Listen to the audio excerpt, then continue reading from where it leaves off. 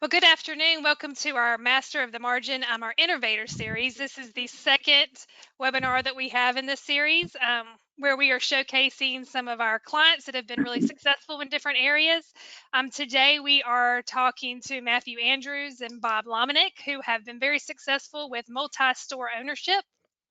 And so I also have Katie with us today. She's a CPA here at Sykes Company, and my name is Bonnie Bond. I'm a CPA as well here at Sykes Company, and we're going to let these guys introduce themselves, and then we're going to go into some subjects regarding multi-store ownership. As we go through this webinar today, we want this to be very informal. If you guys have any questions, please pop those in the question box, and we'll be glad to jump in on those. So Matthew, you want to go ahead and introduce yourself? Sure. Matthew Andrews.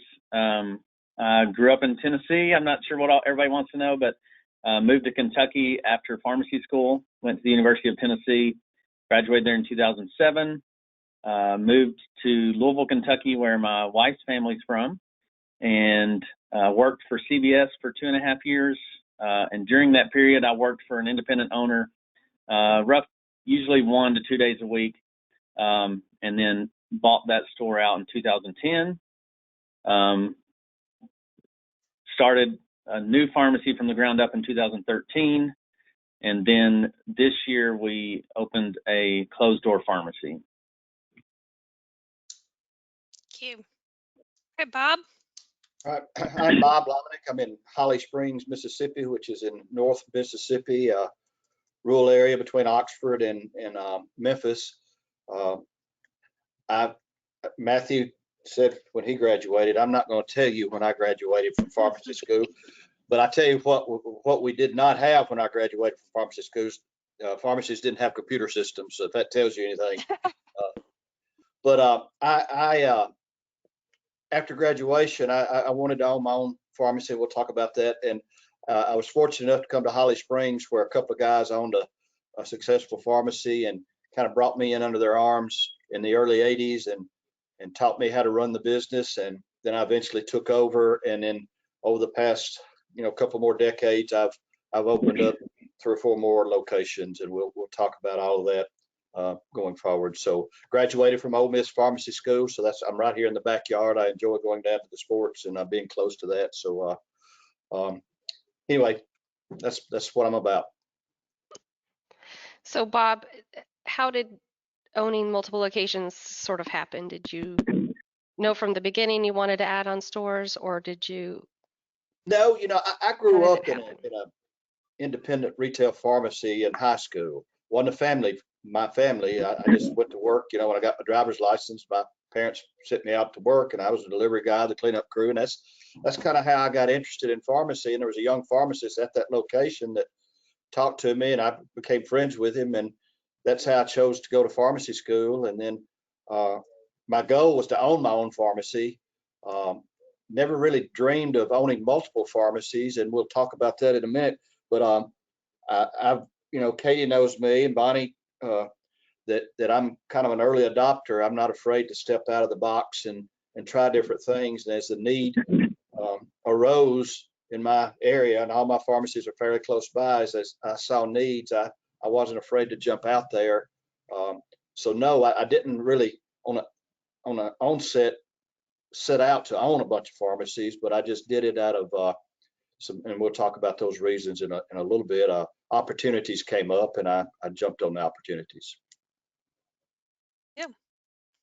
And Matthew, kind of I know after you purchased the first store, what kind of led you to opening up that second location? Because it's in a little bit further away from your store in Louisville, and how did that? Kind of at the beginning, my uncle was an is an independent pharmacy owner down in Middle Tennessee, and that's kind of what got me geared towards pharmacy from a young age. You have all these people that change their majors multiple times. I think since I was like 5, I'm like, I'm going to be a pharmacist, and I'm going to own my own store. And so I just kind of, I graduated pharmacy school, I think, when I was 23. I mean, I had a straight shot, got out before a lot of people did, because I always said that's what I want to do. And when we moved up to Louisville, I wanted to work for an independent to get some experience there, because that was my whole plan the whole time, was to buy out and have my own. And I think our second location that we opened in 2013 is probably, I don't know, I think it's less than 20 miles from our current store, maybe 17, something like that. And I think going from one store to two stores was kind of just a natural progression for me anyways. Is, our first store was doing well, and that was just the next step that seemed right to take. And the reason we picked what we did was there was a big independent store in that city, and they sold out to CVS, and there was no other independent in that area for I think a whole year. And there was somebody else thinking about doing it, and we just pulled the trigger. And the first one there is usually the one that does the best, and we went and we did it. But that's how we picked it. There was an independent there doing very well, and they sold out, and we just kind of filled that void.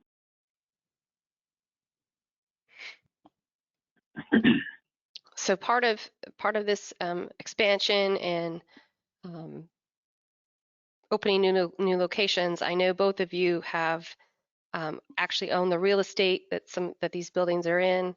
So you also have real estate companies, or receive and have gone through renovations at some of these buildings.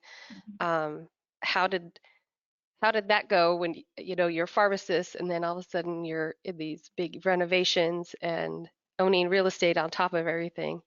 How's that gone, or how? And I'll take that How first. was your expectations of that? The second location that I opened, it's in a community about 10 miles from here, a small community. And I had a large following from that community in my pharmacy here in Holly Springs already. And it had been in the back of my mind that, a lot of these people are elderly and they're driving 12, 15 miles to the pharmacy, or having relatives, children pick their meds up. And it's in the back of my mind that, this little community needs a pharmacy. And what sparked it was a physician went down there and opened up a clinic. And that made me realize that, yes, I need to go ahead and do this. And ironically, he had and the reason I'm telling you this story is I've rented space, and I also own most of my spaces. And I can say, for my personal preference, I'd much rather own it than rent from it. So I went in and was renting a space from this physician in the same building, and we partitioned off some of it. And I'm not saying he's not a good landlord, but it's not my building. If something happens, I just can't go in there and make the changes I want to make.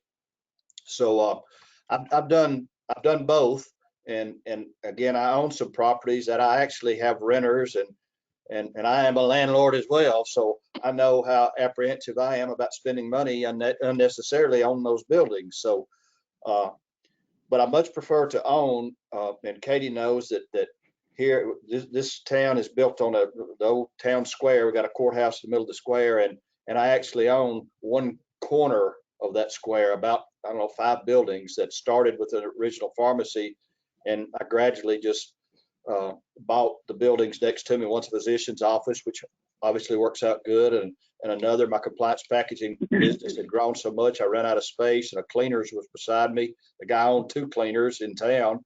He closed this one down, so it's an empty building, so I got it. Anyway, I just kept growing.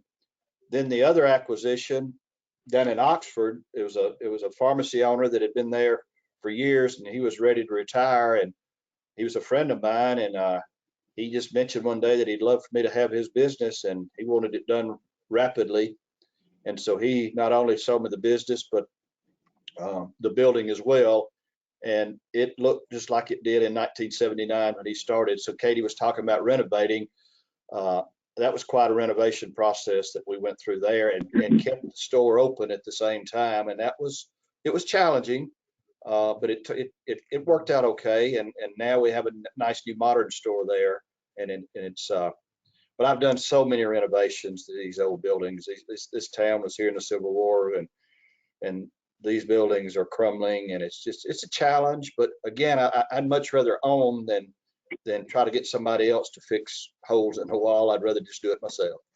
So. And So just a silly side, Bob, as your accountant, it was adventurous in mapping out the diagrams of these buildings. Oh, I remember drawing it out on the paper and sending it to you guys. I have them saved for sure. Yeah. That was adventurous.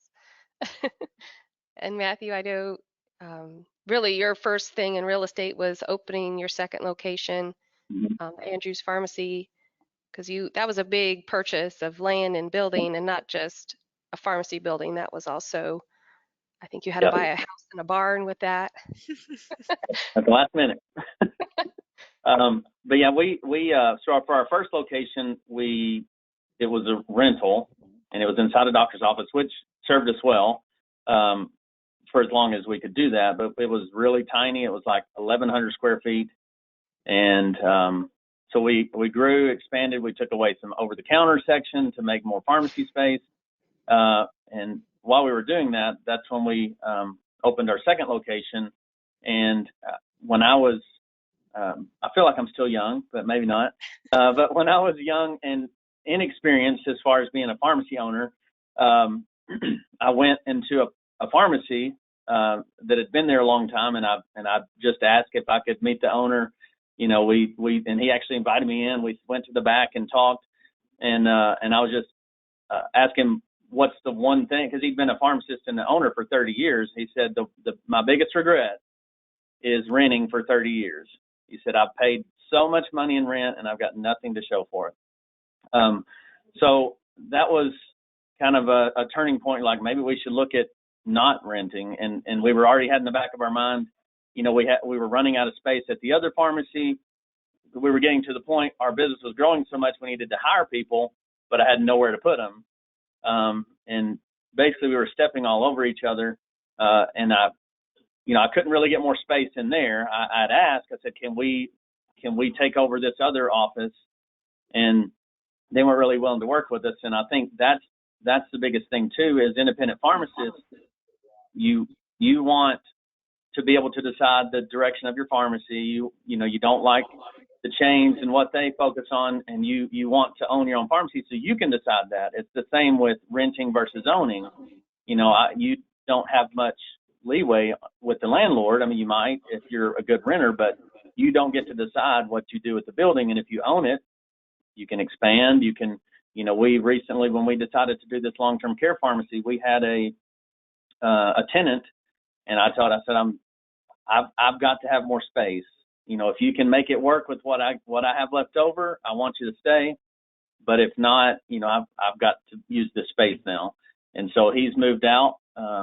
And starting in January, we're actually going to have a nurse practitioner in that space, which should help us even more. But, at both of my locations, I have enough space for a tenant. So that's more income. The other thing with owning a gentleman that I'd say a friend, but we met him through Live Oak Bank. I don't think he works there anymore, but he's the one that made a comment. He said, pharmacy is for your income now, and real estate is for your retirement. So, that we took that to heart too. So once we bought the building for our second location and kind of built that out, then we started looking for a location to buy for our first pharmacy. And we found a location right down the street, and it just kind of all went from there. But yeah, you mentioned buying a house. Like 2 days before we were supposed to close on our second pharmacy, they had a house that was behind the building with a barn that only had access through the pharmacy parking lot. And then they got scared that they wouldn't be able to rent that out or use it because they would have to use my parking lot. So he's like, if you want this deal to go through, you got to buy this house and barn too. So we're scrambling at the end, but it worked out. Well, I have a quick question that has come through. This could go to either one of you. What advice would you give other pharmacy owners when they are looking at other locations as far as wholesalers and buying groups? Do you guys stick to the same ones for all your locations, or you do different things? Go ahead, Bob. Well, I'm a big believer in processes, and I want the same processes going on at all my locations the same way. It's like if you a bad analogy. If you buy a Big Mac from a McDonald's in Holly Springs, it should be the same as a Big Mac in Louisville, Kentucky. So I want all of my processes to be the same. So therefore, we're going to be buying from the same wholesaler. And with owning 4 pharmacies, hopefully I've got enough buying clout to get the best deal. And to answer the question, I constantly shop the best deals with the wholesalers. I'm not one to.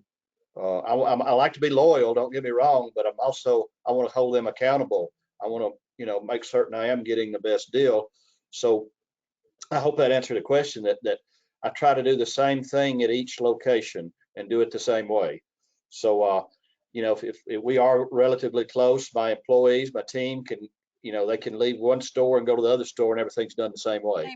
So that really helps in rotating employees. So I'm a big believer in keeping the same processes. We have we have policy procedure manuals, and it's the same at each location. So as far as the wholesaler buying groups and all, I try to maintain a single deal throughout all the locations, and the buying groups and the wholesalers seem to like that as well, obviously.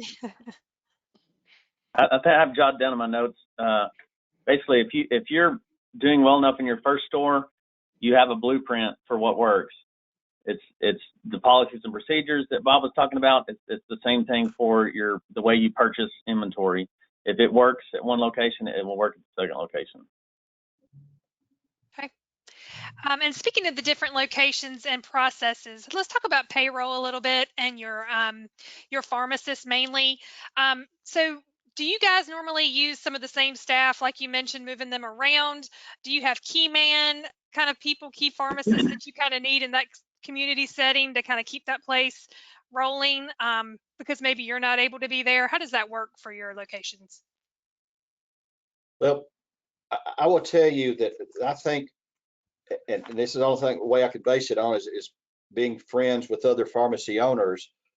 And I think, and other store owner, business owners may be the same way. I know early in my career, and Matthew, I don't know whether you were the same way, I felt like I had to do everything. I had, if it was done correctly, I had to do it. Well, looking back on it, that was a terrible life I was living at that time. So one of the smartest things I learned how to do about a decade ago is delegate and get good quality people. And Matthew and some of you owners now, you've got key people in your staff. And it was hard for me to take those key people, maybe a good tech that I saw was extremely efficient, very well organized, and bring them off of that bench. And I'm talking about Chelsea and Sherry, Katie and Bonnie, y'all know them. And they're so good, but I roll them into a upper level position to delegate to them they've been with me long enough. They know how I want things done, and they see to it that it gets done. And so the smartest thing I ever did was learn how to delegate and put key people in those key positions. As far as payroll, Bonnie, you were asking about that. We use the same payroll process at each store. It's managed by, I mentioned Chelsea, she's our operating manager. She does the payroll. She does the payroll for all the stores, but she can effectively do it because we have processes in place that she can access the computer systems at each store and pull that payroll information in, as well as other processes, the daily sales reports and stuff. So I'm a believer in getting key people to take care of things. I don't work in the store. I'm not actively on the bench like I used to be, but I'm constantly working on the store with my leadership team to make certain things are filtering down and they get done the way we want them to get done. And so far, it's been pretty well. And so that would go with the question that just popped in too. How regularly do you go to each store?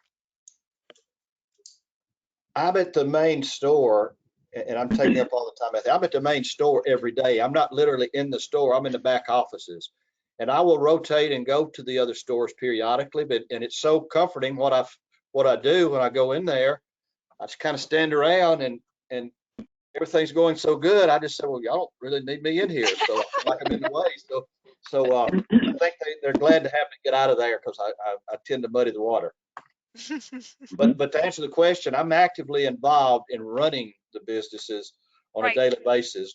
Now, I don't mind telling you, I'm proud to be the point in my life where if I want to leave during the middle of the day, I can do that. but I've got great staff that I know it's going to be run well. And that's when I knew that things were going well, is when, and I actually don't mind telling you, several years ago, I had knee replacements and I couldn't come to the store for like 6 weeks. And I found out then that they could run the store pretty darn well without me being in the way. So I didn't get back on a schedule, but I am actively working on the store every day. The stores. Yep. I've had 2 knee surgeries and 1 ankle surgery, and I found that out too. They don't need me as much as I sense a theme. But yeah, the main thing, just to expound on what Bob talked about, is finding those key people. So when we decided to open a second location, you know, I start thinking of, well, who's going to be the pharmacist there, and it's the first person that came to mind was a pharmacist. When I graduated, I started working at CVS, was my pharmacy manager there. He had worked in independent before. He had actually had aspirations of owning his own independent pharmacy, but he felt like that time had passed him, where he kind of got, they sold it, I guess, to a chain maybe instead of even asking him. He was very customer service oriented. And so that's who I first initially thought of. And, you know, if you have somebody that has the same drive and focus as you do, that can only benefit you if you've got somebody in there that treats it like their own. You know, they're focused on the right things. As far as same thing, pulling techs off the bench, that is hard to do. But and one of the hardest things between the first location and second location, all the techs that worked with me when I was the main person could tell you exactly what decision I would make, exactly what I was thinking, exactly what I would do in any situation. Those are the people that you want to help make decisions on how to run things. That has been a little hard as far as the second location, even though we do have a good pharmacist in there. It's not you. And like Bob said, you know, if it's going to be done right, I have to be the one to do it. And that was the hardest thing, was giving up some of that control. And finding good staff is hard. So when you find good people, make sure that you hang on to them and keep them.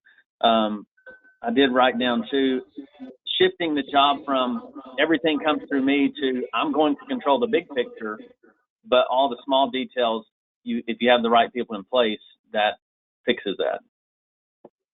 Let me add on to that it's hard, as you said, Matthew, it's hard to give up some of those things. And for years I was doing the scheduling for my employees, but you know, now with 4 stores, we got almost 60 employees. I can't do that anymore. Don't want to do that. And I tell you why, because after I gave that position up, I had just a quick example. Susie, you know, came in and says, hey, I've got a doctor's appointment next Thursday. You know, she told me that. I went, okay, I'll take care of it. Well, I wasn't in charge of the schedule anymore. And so guess what?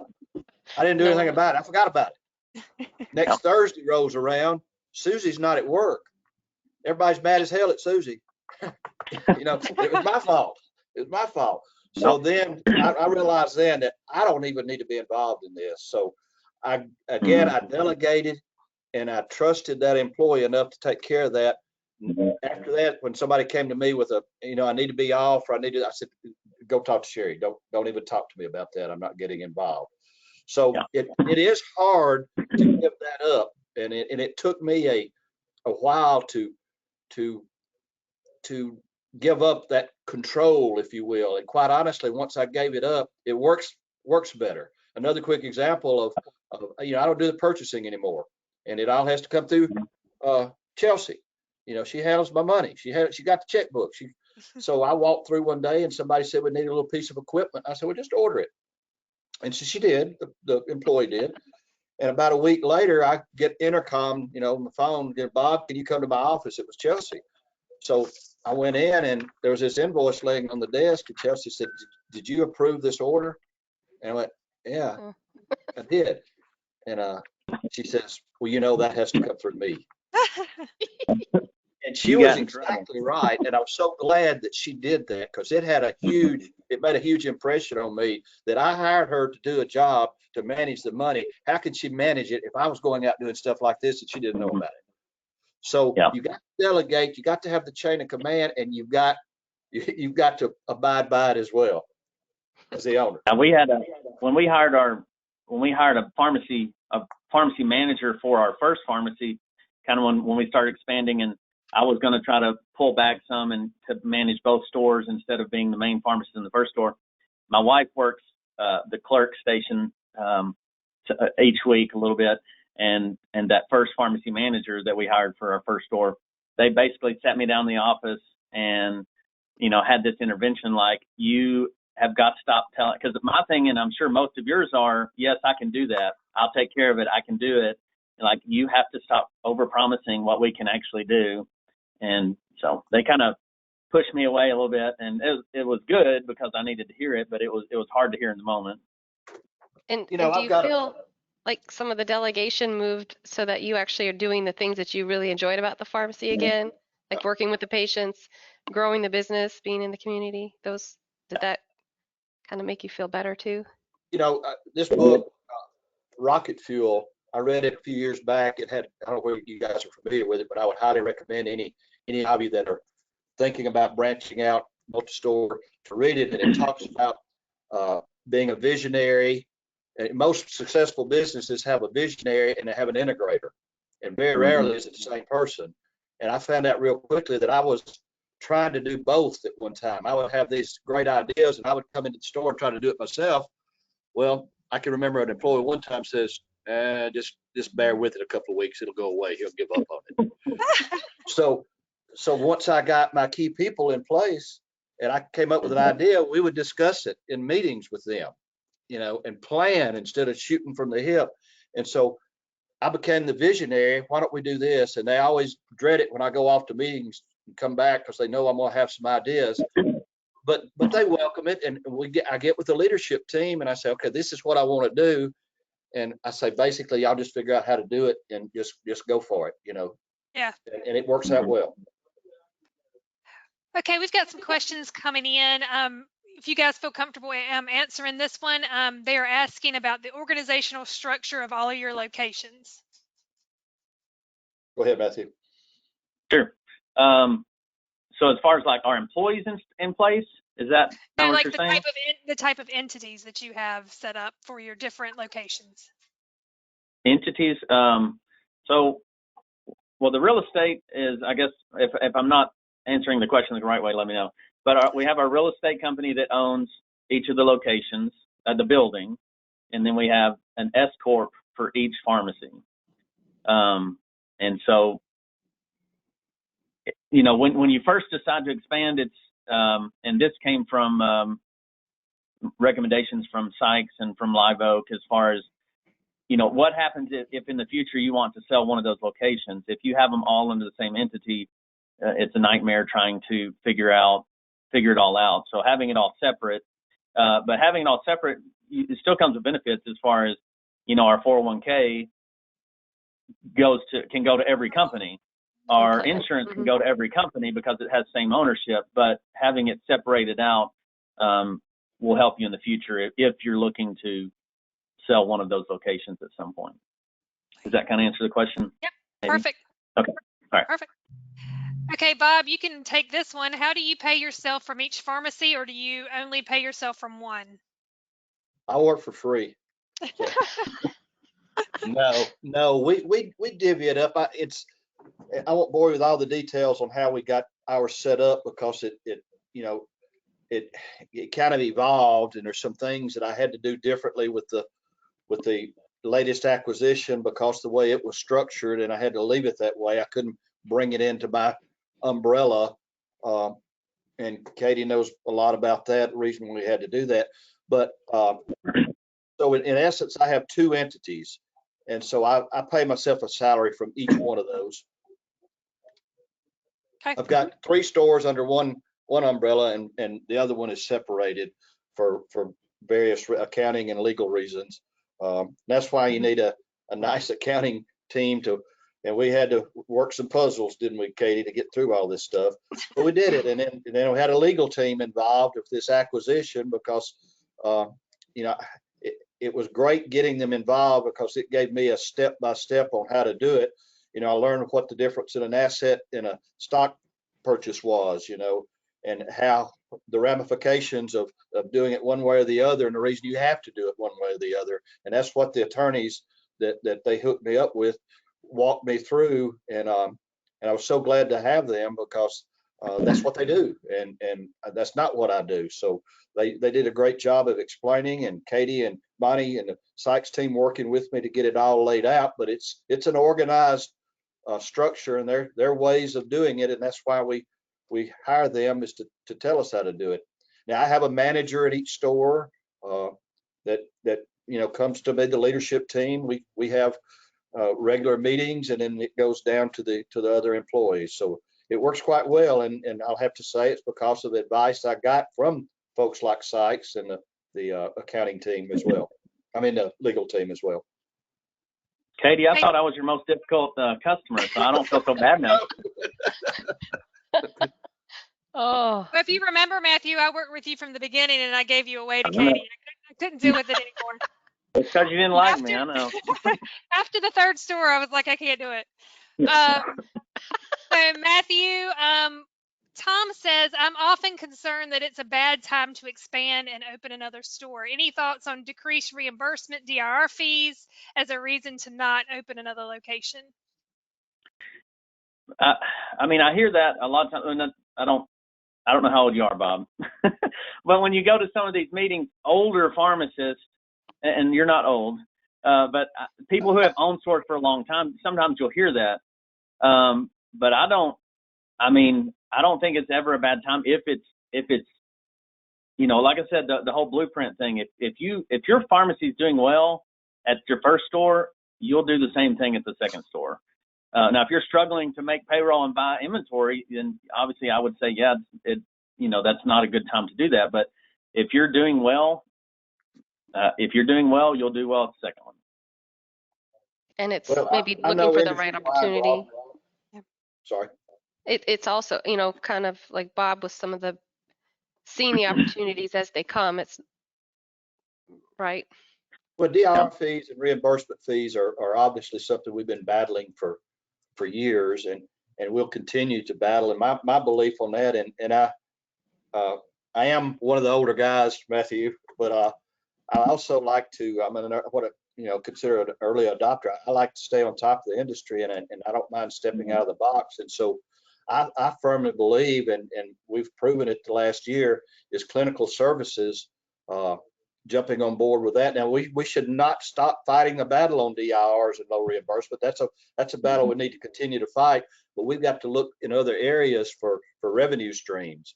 And we've done well with the clinical services side, with getting in physicians' offices and doing annual wellness visits and CCM and RPM and branching out. I've got a whole clinical side that's done some, we've got some pretty good revenue coming in from that has no DIR fees. There's no product involved. It's service oriented. And so, I would encourage you guys to get involved with CPESN. That's the movement that is trying to get paid differently by using our knowledge, what we went to school for, instead of just relying on a product. So that's the avenue I took several years ago, is really getting more involved with clinical services. Now, we still have to fill a lot of prescriptions. We want to do that. That's what engages the patient. So we still want them to bring the prescriptions in. We certainly want to fill them, even though reimbursement DIR fees are a headache, but we still want to do that. But that's what gets the patient in the door to allow us to do some of these other services with them. I think Katie mentioned, were you talking about the location? Did you just say something about the location, Katie? Well, I was just reiterating that, some of these opportunities, you come by them. It's not necessarily right. You're seeking it out. It's right. It just happens. Show up. Like when you see the availability of it, you kind of need to jump on it. Don't be afraid to jump on it. Yeah, and so at our first pharmacy, we've actually bought out 2 pharmacy file systems also. One was, he basically couldn't pay his inventory, and he was like a week from going, out of business. So all we did for that one, we bought all his inventory. We didn't pay anything else for the files. We just bought the inventory. And so I think that kind of goes to Katie's point. If the opportunity is there and it's in your face and it makes sense, yes, take it. The other one that we bought out was, we do a ton of deliveries. Like I would say at our one, they're kind of reverse. At one pharmacy, it's probably 70 to 75% delivery, 25% pickup. And at the other one, it's the exact opposite. But we had a pharmacy that was downtown Louisville that was, I think, 70% delivery. And so it just made sense to take that because they're getting it delivered anyways, and we can already do that. We already have the structure in place, the blueprint in place. As far as our second location, I said there was an independent pharmacy there. They sold out CVS. We went in there. We had people stopping. We already had our sign up. We had people stopping and saying, can you fill this prescription? We're so excited to have another independent pharmacy here. The first week we were open, we asked CVS for 500 transfers the very first week. And, you can imagine CVS wasn't happy about that. They had a lawyer send us letters like we were doing something crazy, but that's not what happened. People in that area prefer to do business with a locally owned place. And so, if the opportunity's there, you can't wait. You can't wait. If it's there, take it.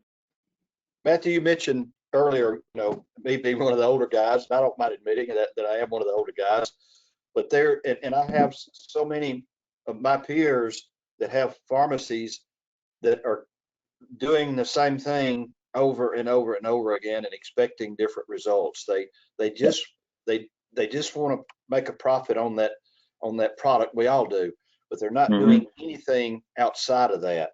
And so I think a lot of those pharmacies, there's an opportunity to snatch some of those up, which sounds like what you possibly did, and is exactly what I did down in Oxford. The guy was ready to get out, but he hadn't changed anything. So I think there's opportunities out there in independent pharmacy. Back to the guy that asked, or person who asked the question earlier, should you be afraid? No, I think based on what Matthew, you just said, that I think these people are sick of the service they get they don't get any service at the big box stores, and they like having a relationship with their local pharmacists, and there's still that trust there. And I know a lot of these big box stores, you go in and you never really even see a pharmacist. And so the fact that we're in the community, we're a part of the community, and we have to do that. I'm sure you're involved. I'm on school boards. I'm on church boards. I am part of the community, and people like that. They depend on us, and I think there's great opportunities in, especially rural areas, to go in with an independent pharmacy. I'm convinced there is. Exactly. And Bob kind of answered this question at one point. I'll let Matthew let you take this. How do you manage your time between pharmacies? Do you work the bench certain days at certain locations? Do you float around? I kind of float around. I spend most of my time at the very first pharmacy just because that's where I basically got it started. But I do bounce around back and forth. I wrote down on here, I think you were going to ask what's a typical day for you. And I shoved to my employees. Annoying all of my employees is basically what I try to do every day. I kind of go in, stir things up, and then leave. But I do. I've got 1, 2, 3, 4, 5 pharmacists, not counting myself. And so instead of hiring somebody to cover vacations, I'll fill in for them when they want a day off. But yeah, I'll go to all 3 pharmacies. Like, it's nice that 2 are under the same roof. I can go over there anytime I want. But I do try to go out at least weekly to the third one. But I do have. You asked about payroll earlier. Splitting salaries. I took one of my really good techs that knew everything. He kind of made him my operations manager. He'll go out. He'll take care of inventory, transferring in and out from both stores, looking on the back end of claims to make for sure that they were billed correctly. Different things like that, and he and I work really well together. But that allowed me to focus more on the big picture instead of every day being bombarded with little bitty things that I can trust somebody else to handle. Right. And what I found also is once you have these key people and you give them that ability to take charge, if you will, and I'm I know some of these viewers are thinking just like I did years ago, well, if my face is not in there every day, it's just not going to be as good, And it was hard again for me to step away. But what is so comforting now is to go to the local grocery store or the local restaurant and have people come up to me and say, boy, that Brian is doing a heck of a job. Man, we just love it up there. Yeah. It's doing great. So that's rewarding. That lets me know that they are doing a good job, and this ship can sail without me, having the sails in my hand. Perfect.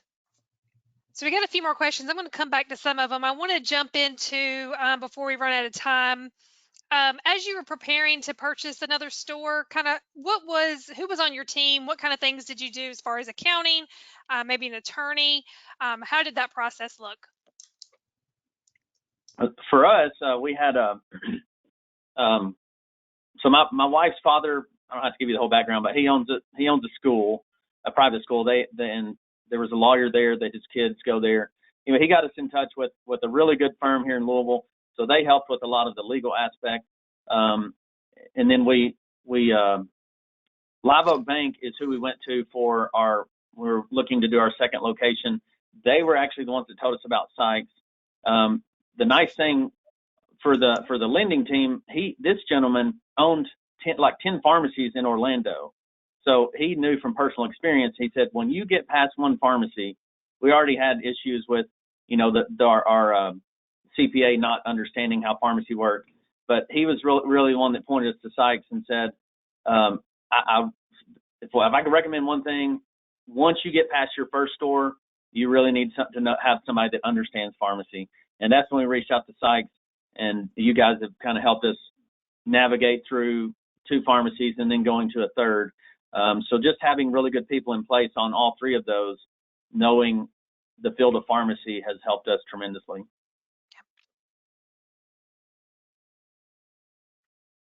I would agree exactly with that. Without I don't think the purpose of this meeting was to plug what Sykes and Company does, but once I went with them, and gosh, Katie, it's been a number of years. I don't remember when on board, but I realized, I thought I had a pretty good accounting firm, but once I went with someone with Island that knows pharmacy and this whole accounting firm, that's what they do. They understand the business of pharmacy.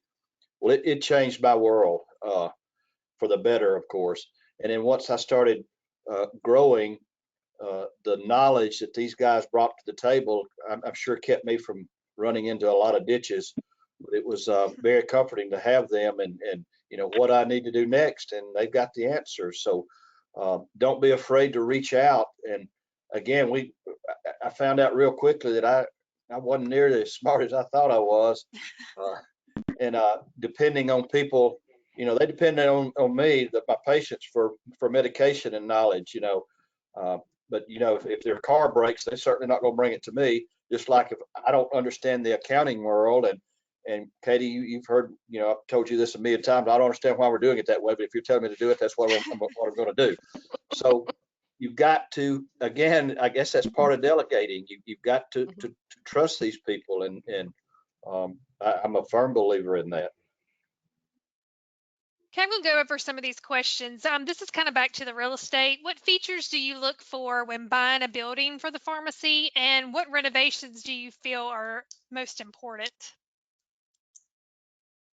Matthew, Bob, you want to go first? Okay, I'll go first. Well, mine was, I didn't really just go looking for the location. Again, the doctor went down there to this small community, and he bought a building that was too big for what his needs were. So that location just took care of itself. When I acquired this other pharmacy that had been there since 1979, he had a building, and it was right in the middle of the medical community. So I didn't really have to go out and seek and look. So it just fell into place for me. That's the opportunities that Katie was talking about earlier. Yeah. You got to jump on them. For us, as far as the gentleman, he doesn't work for Live Oak anymore, but he said, my people would kill me if they knew that I was going to tell you that we had plans. We had a spot picked out. We had it drawn out. He was like, you shouldn't do that spot. But again, he had owned pharmacies. And so taking somebody's knowledge that knows that, and then we said, well, here was our second option here, it was a hardware store, and it was right on the main strip. People drive by it all the time. And he said, you should pursue that one. And so just taking somebody's advice, as far as the first pharmacy we had that was in a doctor's office, my goal was really just to look for something close by. I didn't want to go too far from where we were to shake things up. We're literally, I can see the spot from where I am currently. I can step out my front door and still see where I was previously. So I think that would be if you have a good pharmacy, a good clientele, I wouldn't go too far. That would probably be my only recommendation. You can basically renovate anything to suit your needs. Yeah. And if we're plugging people, Pharmacy Design Group is who we use, and he'll come in, measure, he'll draw it all out for you. You know, if you say, here's what I'm thinking, he'll draw it out so you can actually see it. But that's just if you're looking for somebody to redo your pharmacy. Yep. Right. And Matthew, part of when you moved Hume Pharmacy, the building you bought was enormous, but you became a landlord too. So it wasn't just the opportunity. You used the space that Right. you needed, but then rented out what you Yeah. didn't need to. So Yeah, we keep see that a in mind lot too. working with startups and transitions that people go into some spaces and really spend what we would consider as maybe a little bit too much money in the beginning when they really don't know how the pharmacy is gonna go to make it just absolutely beautiful. Don't get me wrong, but maybe a little too much. So I think you just really have to look at your cash flow and what you're projecting to do and what your goals are, and to see to make it look nice. Obviously you want it to be pleasing, but not to be overboard. And to that point, as far as there are ways to save money. So when we moved out of that first space, we were getting all new shelves down here because it was we're going to close this day and move down, and we're going to open the next. It was over the weekend, but we had a startup pharmacy that I still have a relationship with that's in the next county over. They bought our old pharmacy shelves for really inexpensive, and was so there are Yeah. ways to just get started, and then if that comes later, you can redo it later. That's right. Yep. If you were looking to open another location today, ideally, what would you be looking for? Well, I don't want a divorce from my wife, and I think that she would kill me if I. I'm just kidding. But I do have 5 children, so she would like for me to stay home and as much as possible until they get out of the house. Then we can pursue new things. But what would I look for? I think that, again, like our second location, it just made sense because there were no independent pharmacies there. It's a rural community. That's what they prefer. We just expanded to, and kind of Bob was talking about earlier, don't just offer the same thing. Look for new things to do. So I know he has one. We just opened one, a long-term care pharmacy. So look for new ways to what else can I do besides what I'm already doing to diverse, I guess would be a good term, but those are kind of the things I would look for. I think I constantly have people come, like my Cardinal reps coming in and be like, hey, I've got an opportunity for you. I'm like, you can talk to my wife first, and then you can come back and talk to me. Yeah. I think the magnet, if I were to, and by the way, as old as I am, I'm always looking to if I see an opportunity, I'm not afraid of it, as Katie knows. But the magnet, if I were really looking, is migrate toward the medical community. You want to be as close to the prescriptions as you can get. You don't want the patients to have to drive a long way to get to you. So if you can, I know at one time I opened up a pharmacy, a physician opened up this huge clinic. Actually, here in Holly Springs, I used to have 2 locations retail. He opened up a huge clinic, and I couldn't stand it, even though it was only 1.5 miles from my existing location. I went and put a smaller pharmacy in right beside him, and it proved to be a good move until he sold the clinic and it shut down. But being close to the medical community, it always a plus. I don't know. So we I don't know what people already offer, but we already offer delivery. And so here in Louisville, we've got it's called MD2U or doctor house calls. And so you have these doctors or nurse practitioners that go to the patient's house. So I already offer delivery. So I'm reaching out to them. Hey, we do exactly what you do. Let us make a good relationship with them to take something you already offer and make it even bigger. So we've got a good relationship with those physicians' offices that go to the patient's house, and they're constantly sending people to us because obviously they can't get out. So what better way to use your delivery system than to take the prescription to the door also? Yep, it's perfect. Do either of you use a central management system that can tie your different store software systems together? Yeah. So I can't so Pioneer, we use Pioneer. I don't know who you use, Bob, but so we just got it set up where my two pharmacies in the same location, you have a drop down menu and you can log into either store. Well, we just signed up with Pioneer to be able to do that with all three. So from my computer in my office, I can log into any pharmacy. Now, if I fill a prescription under the pharmacy that's 17 miles away, I can't. I've got to tell them, hey, I'm looking at this. But if you're just looking at different reports, and it really helps the lady who does payroll. I know Bob was talking about that earlier. She can log in, get those reports. For my gentleman who does operations, if he wants to look at how a claim was filled, if he needs to tweak something, change something, he can log in wherever he's at to any of those stores, and it's been a big help on that aspect. And then also, we use Cardinal. They're all linked together under there. They've just started this new thing where it looks at your dead stock or owed stock.